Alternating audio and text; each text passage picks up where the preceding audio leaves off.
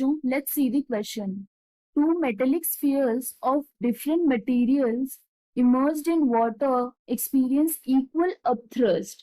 Then both the spheres have equal A. weight in air, B. densities, C. volumes, D. masses. तो यहाँ पे हम शुरू करते हैं with the key concept.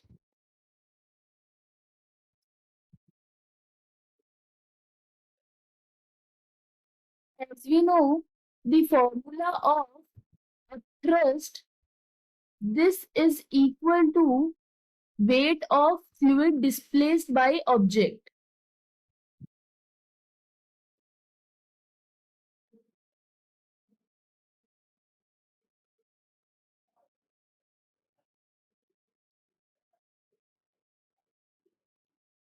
We know the volume of fluid,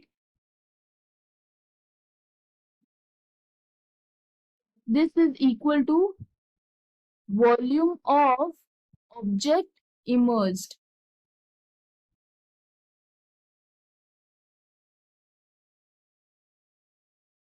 तो अब हम क्या करेंगे यहाँ पे, हम यहाँ पे अपथ्रस्ट का फॉर्मूला लिखेंगे दोनों मटेरियल्स के लिए.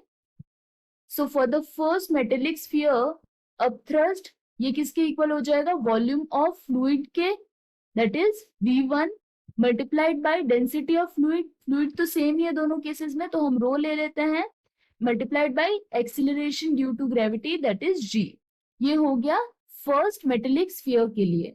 अब हम बात करते हैं सेकेंड मेटेलिक स्फीयर के लिए. तो इस केस में अपथ्रस्ट क्या हो जाएगा, वॉल्यूम ऑफ फ्लूइड डिस्प्लेस क्या हो जाएगा, V2 कंसिडर कर रहे हैं, डेंसिटी ऑफ फ्लूइड क्या है, रो सेम ही है, और एक्सीलरेशन ड्यू टू ग्रेविटी. जैसा कि हमें बोला गया है, both the metallic spheres they experiences equal upthrust. इसका मतलब क्या हो गया कि ये जो अपथ्रस्ट की वैल्यू है दोनों केसेस में ये इक्वल होगी. V1 rho G, this is equal to V2 rho G. That means V1 is equals to V2, which says that both the spheres will have equal volumes, because यहाँ पे हमने जैसा कि कहा था कि volume of object immersed, this is equal to volume of fluid. Hence, the answer here is option C, that says volumes.